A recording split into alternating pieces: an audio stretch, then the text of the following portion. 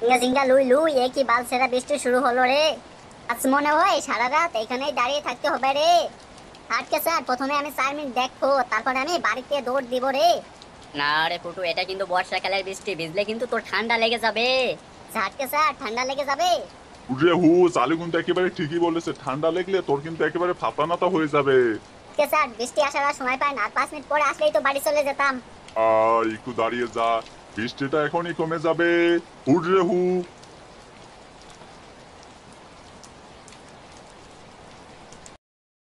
ও আমার দাদু ভাই, তুমি এখন পড়তেছো না কেন? চিঙ্গা চিঙ্গা লুই লুই, এখন আর পড়তে ভালো লাগছে না রে দাদু। সে কি, পড়ালেখা ভালো লাগছে না কেন রে?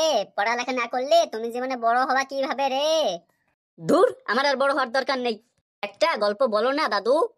কি আর গল্প বলবো রে এই বয়সে? কি গল্প আর যে বলবো, কিছুই মনে নাই রে। তবে একটা দুটো গল্প মনে আছে রে। তুমি রাজা রানীর গল্প শুনবা? একটা রাজা ছিল, একটা রানী ছিল। দূর ঝাট কেবল, এইসব গল্প তো আমি আগেই শুনছি, রাজা রানীর গল্প। নতুন কোনো গল্প বলো। নতুন কি গল্প বলি রে দাদু ভাই? সিঙ্গা সিঙ্গা লুই লুই, আমি কিভাবে হয়েছিলাম। আর বলো না, আকাশ থেকে এক পরী এসে তোমাকে দিয়ে গিয়েছিল। হ্যাঁ, তারপর? পরে তোমাকে আমাদের কাছে রেখে দিয়ে বললো এটা তোমাদের ফাটা। তাই নাকি? আচ্ছা দাদু, বাবা কি এইভাবেই হয়েছিল? হ্যাঁ, তাই নয় তো কি। তোমার বাবাও তো এইভাবেই হয়েছিল। তোমার বাবাও যেদিন হয়েছিল সেই দিনও আজকের মতনই বৃষ্টি পড়েছিল। সেই দিন রাতে এত বৃষ্টি হলো যে পুরো গ্রাম ভেসে গেল বৃষ্টিতে। আমার আজও মনে আছে সেই দিনটার কথা।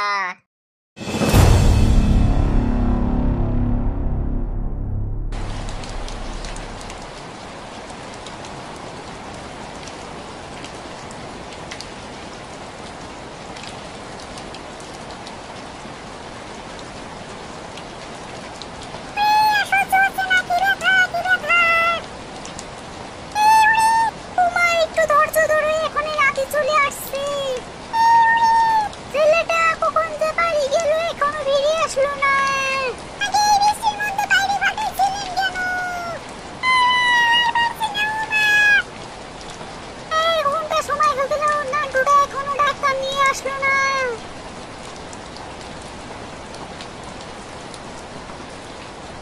ডাক্তার সাহেব বাসায় আছেন? স্যার, সে একটু বাড়ি নাই। কখন আসবে? আমি কাল সকালে আসতে পারি। কে ঠিকই বলে, বিপদ যখন আসে সব দিক থেকেই আসে। এই নান্টু, তোর এত দেরি হলো কেন? ডাক্তার কি বললো? ডাক্তারকে পেলাম না বাপু। কে বলি সেটা? ডাক্তার বাবু রোগী দেখতে শহরে গেছে। উনি বলে গেছে উনি আজকে আসবে না। তো গ্রাম ঘুরে আমি লোককে জিজ্ঞাসা করলাম, কেউ অন্য কোনো ডাক্তারের খবর দিতে পারলো না। মহা মুশকিল তো। বাইরে এমনিতেই বৃষ্টি পড়ছে, তারপর আবার ডাক্তারের খবর নেই।